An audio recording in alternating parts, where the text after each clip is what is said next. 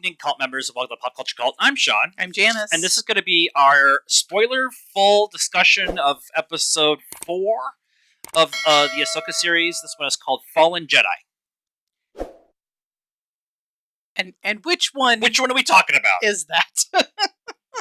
There's so many. Oh my god. We are support. We believe in the unions. We really need them to get back to work. Our friend who works as a grip says he has been out of work since March today, and so they need to get their poo together. We are fans, and we need to. We want to talk about this stuff where we want the unions to get what is rightfully theirs. It's less than 1% of the profit freaking studios are making, and they're fighting over it. Anyways, I need to get into this because I have been a big believer since Jump, since when they announced the Ahsoka series and they talked about going after Ezra, the search for Ezra, season 5 of Rebels, whatever. A lot of people are like, "Are we going to the world between worlds?" And I've been saying, I don't think so, because it's a very difficult concept for casual viewers of Star Wars who did not watch Rebels and did not go deep into Dave explaining what the world between worlds is. Guess what?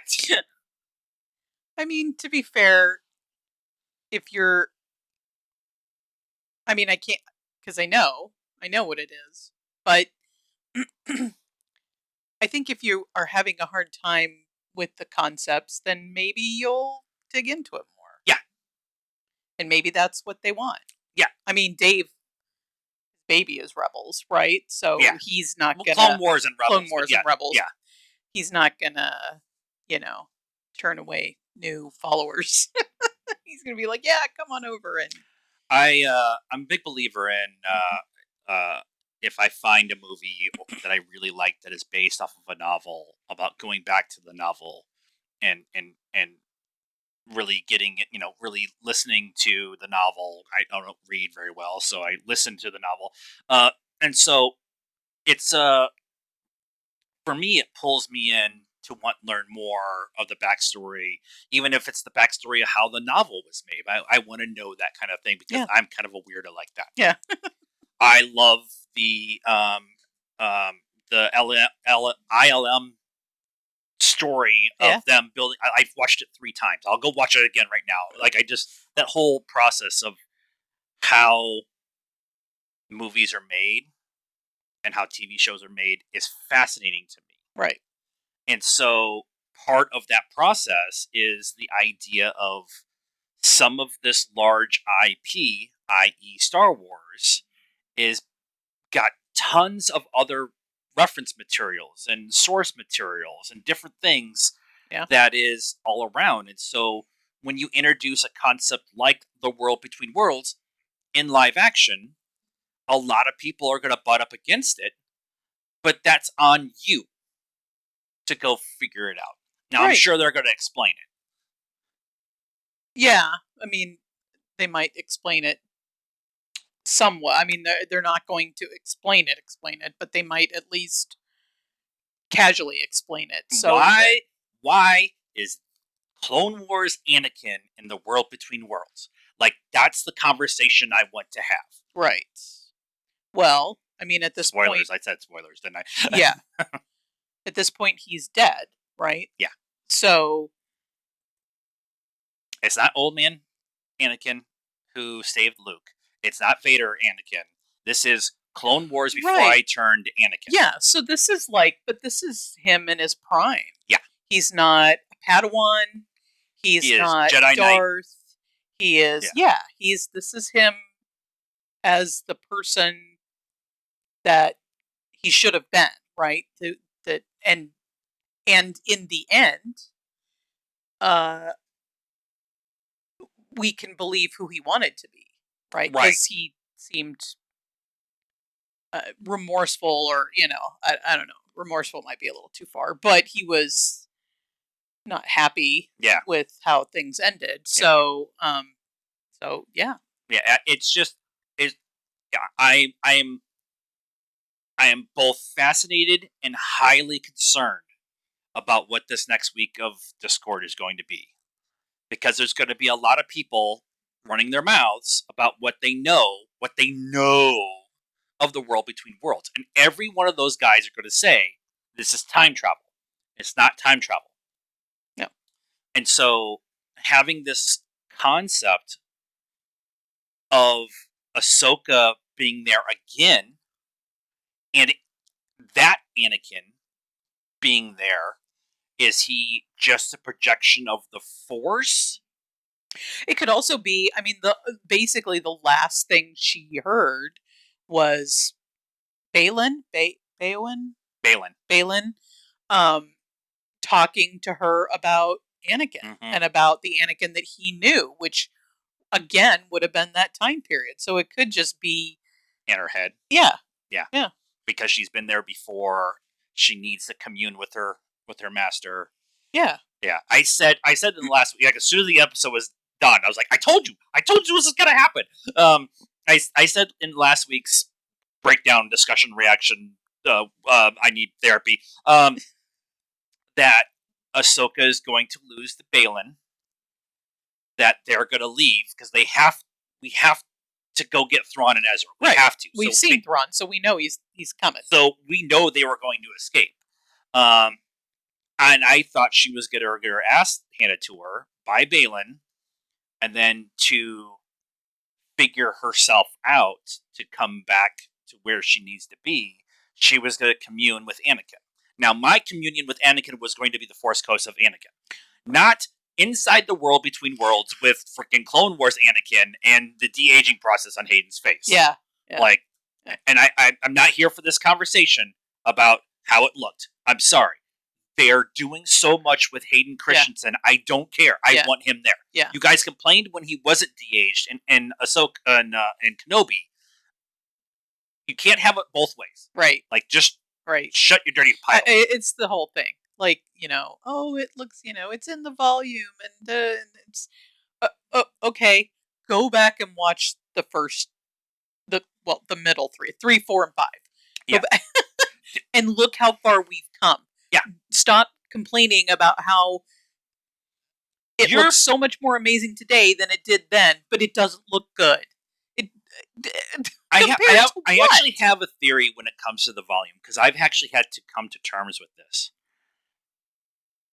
Because we talked about earlier how I love the behind the scenes, the making of process. I've watched all the documentaries about them building the volume and all the things that they could do with it, and how it's continuously getting better and more technology. Yep. Like, they're able to do more and more and more with it. So my brain, when they're on Coruscant or on Corellia, my brain at the subatomic level knows that it's the volume. See, I don't even think about that. I'm just like, wow, this is cool. But I'm sorry, it looks cool. It looks awesome. Yeah. And like all the stuff that happens in The Mandalorian, my brain at a subatomic level sit there and says, that's not real, because I know it's not real. Yeah. And so I have to kind of push past that point of, it does actually look really good, even though I know it's not real. I mean, I know it's not real. There's no sound in space. And laser swords aren't really a thing.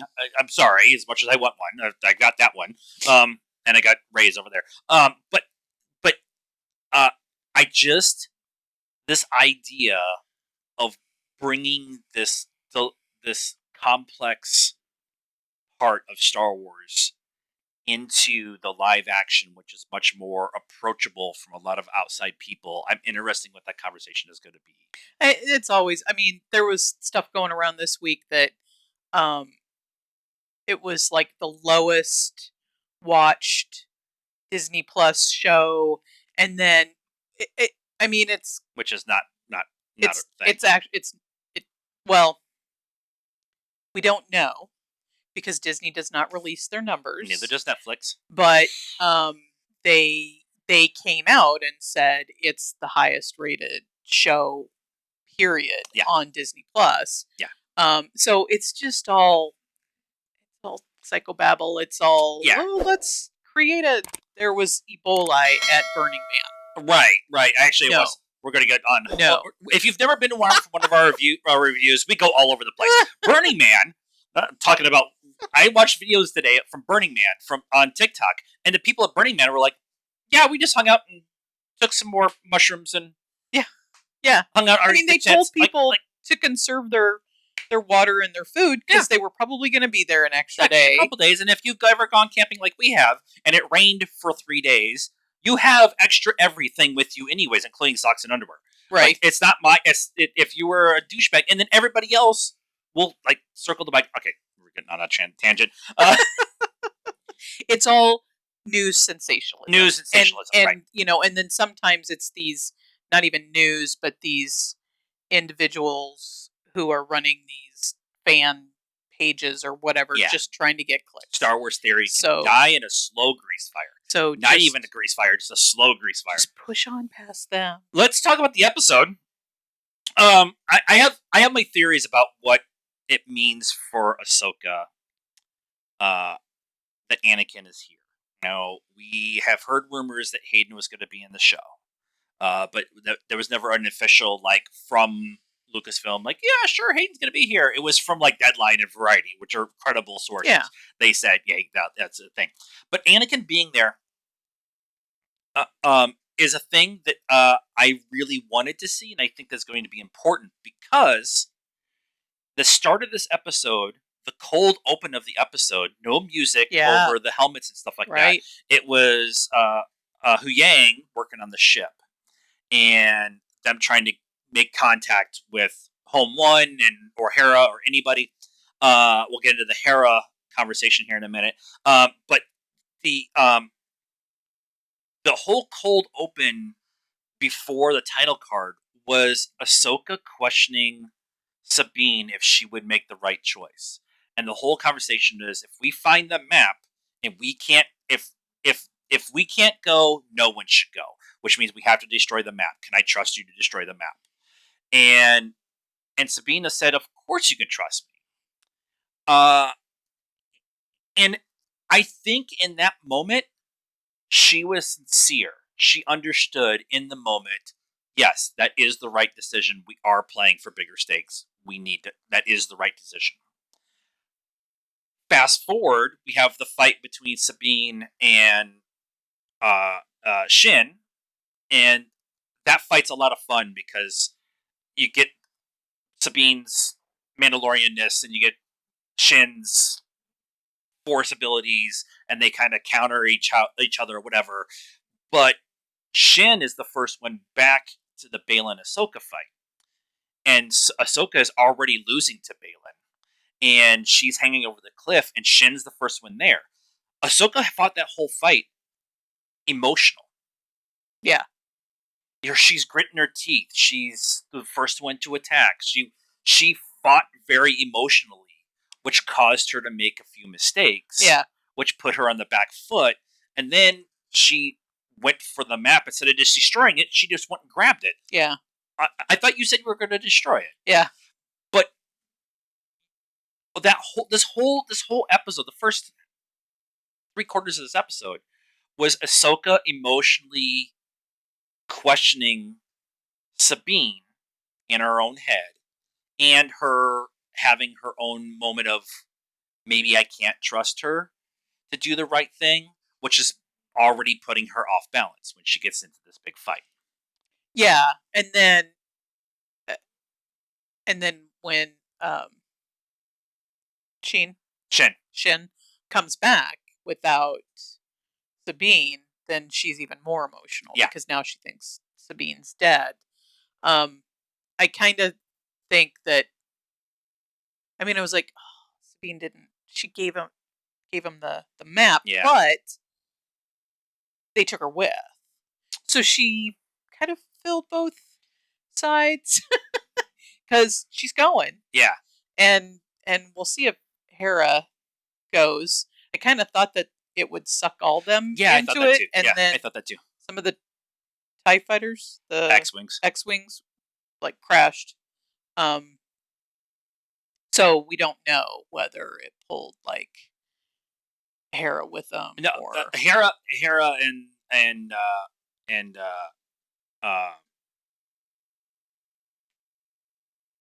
I can't remember his name right now. Who's been in The Mandalorian and Book of Boba Fett and stuff like that. It will come to me. Um, they both got turned around and could see them off in the distance, like being pulled off. You could see like the dust cloud essentially of them. So they lost two of the X-wings, which that's going to be a whole problem. But they watched them leave, so they saw the trajectory in which they were leaving. Okay. So, but they didn't get pulled in; they were still by the planet. But Ahsoka being emotional, she's going to need Anakin to kind of help center herself again because she has been so emotionally lost since really being, since walking away from the Jedi Order. Even in The Mandalorian, when she was going after, um, um, what's her name? I almost threw my computer through a window, so my brain's a little frazzled. But she was even emotional in that episode of The Mandalorian when she went after Morgan Elsbeth. Yeah. She was even more emotional than a Jedi should be. Yeah.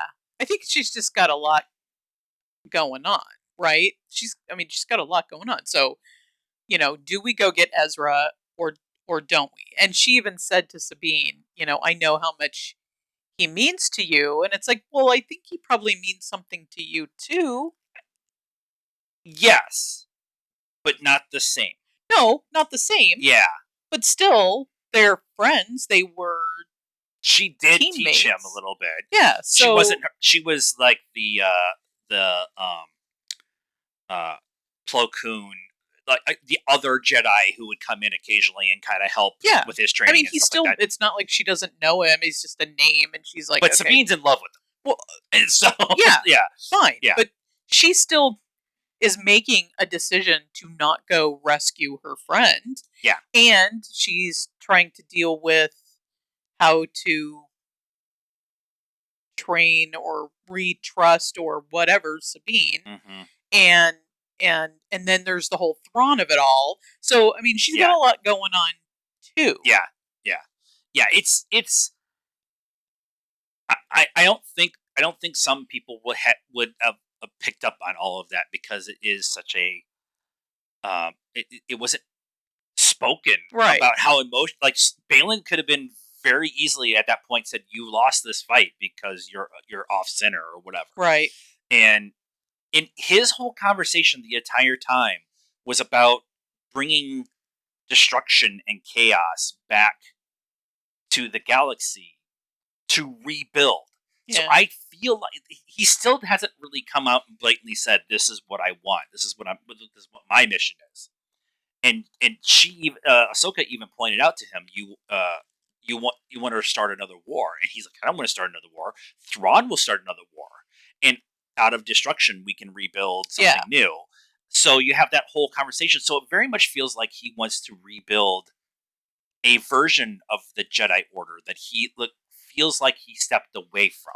Yeah, he is absolutely the hero of his own story. Yeah, he's he's not. He's a bad-ish guy. I mean, he's on the dark side, if you will. But yeah, he's absolutely the Thanos of his. I was going to use the Thanos for the best intentions, and it's like, well.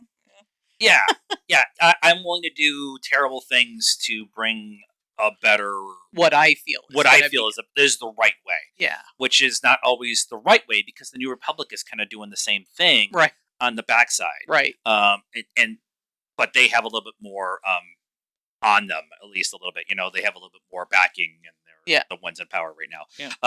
But that whole exchange between the two of them, I just like it was in the trailer that he mentions Anakin. Like everybody in the Order knew Anakin. Yeah.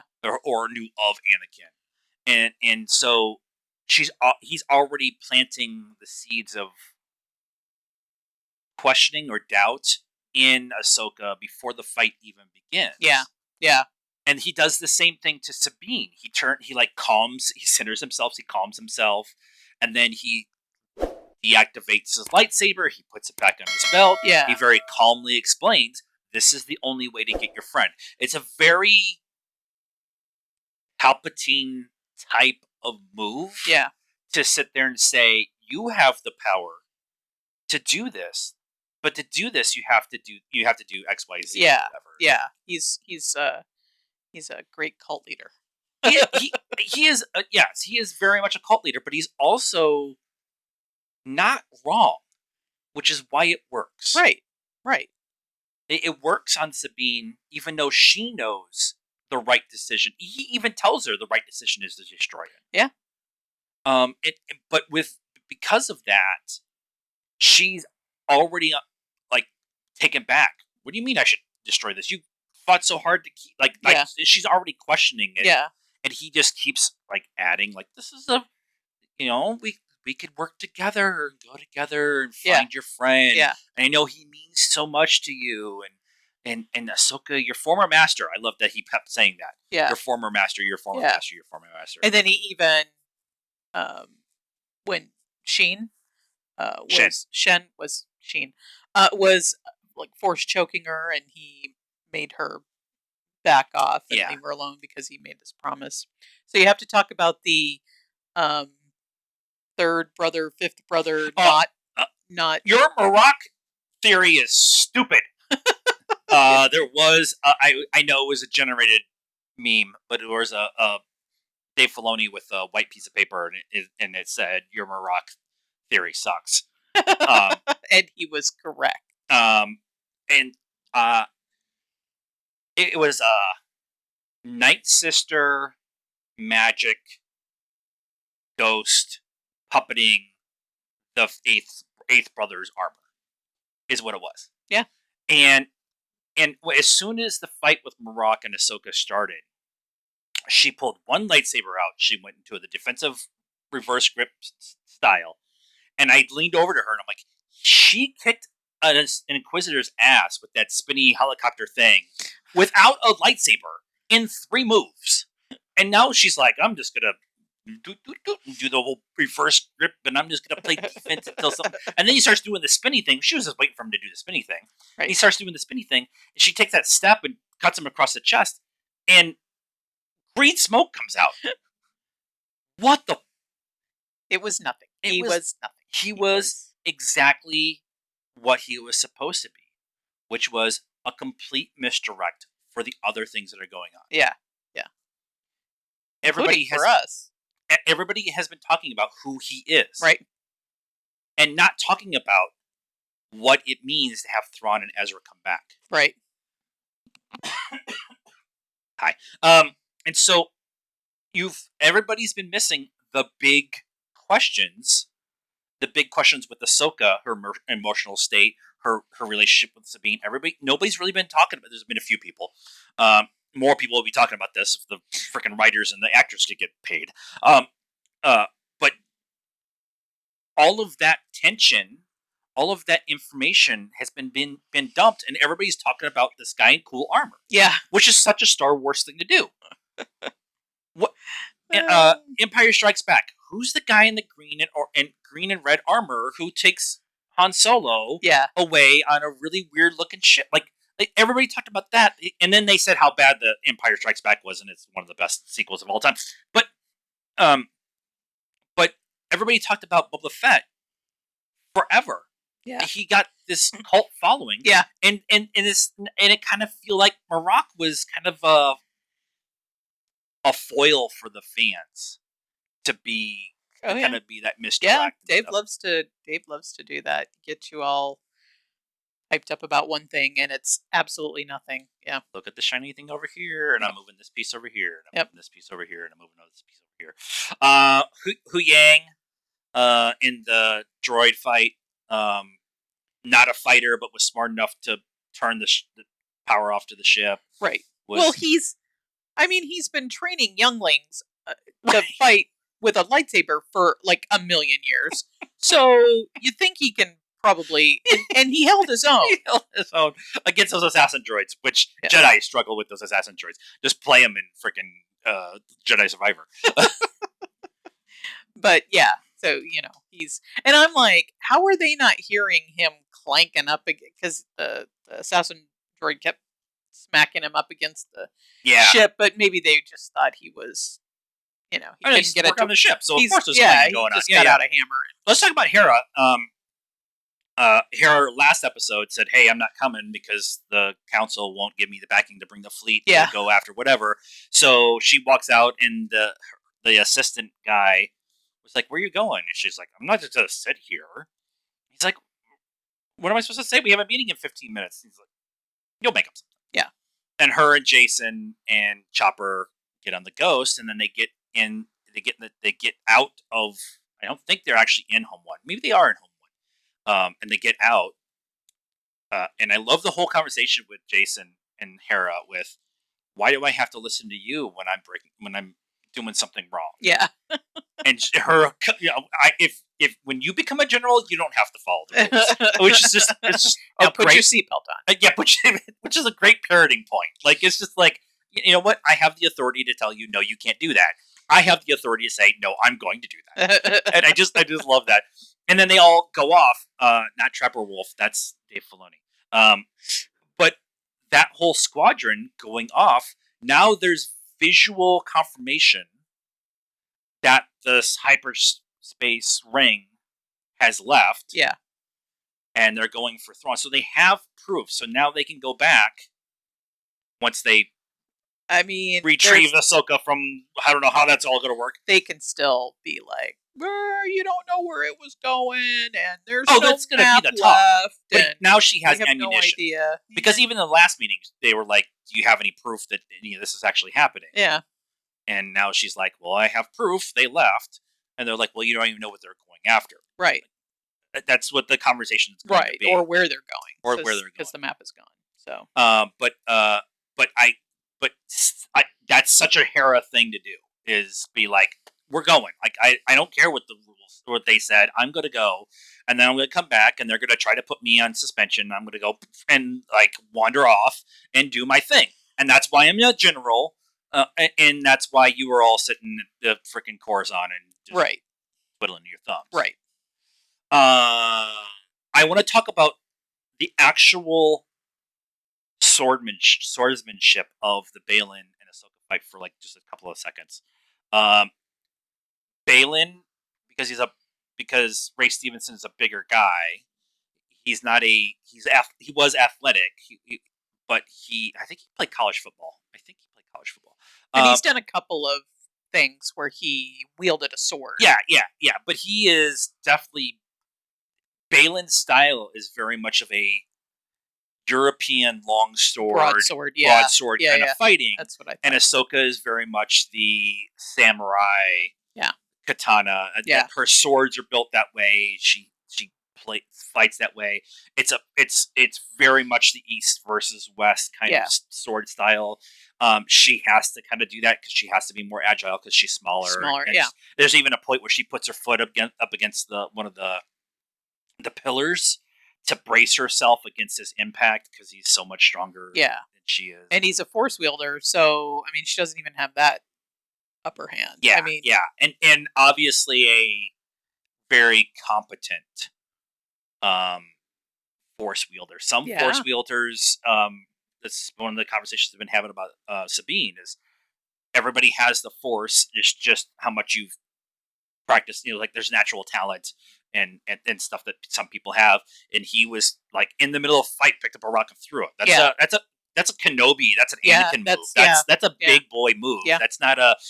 But that I just love that they visually told that story, and somebody who like myself, who has spent some time learning swordplay and learning kind of different versions of swordplay, I was immediately able to sit there and say, this is this versus this. Yep. And so it was very interesting to see how that all played out. Next week is just going to be Ahsoka and Anakin figuring poo out. And I don't think that'll be all of it. That will be a majority of the episode. Yeah. Maybe. It'll also be Hera trying to get, Hu Yang trying to get in contact with Hera, because now Hu Yang knows that Hera is there. And so there's going to be that kind of subplot going on. I felt like we needed to get somebody on the ship when they go to off when they go to leave to go to the other galaxy. So Sabine being on the ship, I'm sure she's going to be plotting and planning her own thing, and Shin's going to be questioning every little thing that she does, and then Balin's going to be like, "No, she's playing nice. Shut up." And then I think Dave's directing the next one, so I think that's when we're going to get the stinger at the end. Like this one was Anakin. I think the stinger at that one is going to be Thrawn being there, and then episode 6, the stinger will be Ezra, and then we'll have 7, 8 with Ezra and them coming back. Getting back, yeah. And then we're on Hondo watch. We're still on Hondo watch. Hondo is going to show up. Hera's going to go need help. Hondo's going to be the first on the list, and Rex is number 2. All right. I keep pounding this. We're gonna get Hondo. And where's Zeb? How did Hera leave and go on this freaking crusade to go save whatever without getting Zeb, who's in an X-wing? Sir. So, what do you guys think of this episode? Let us know in the comments down below. Please be nice. That's a requirement around here. Like this video, subscribe to the channel, hit the bell for notifications, and follow us on all social media, Facebook, Instagram, Twitter, and TikTok. Links in the description down below. And until next time, cult members, good afternoon, good evening, and good night now.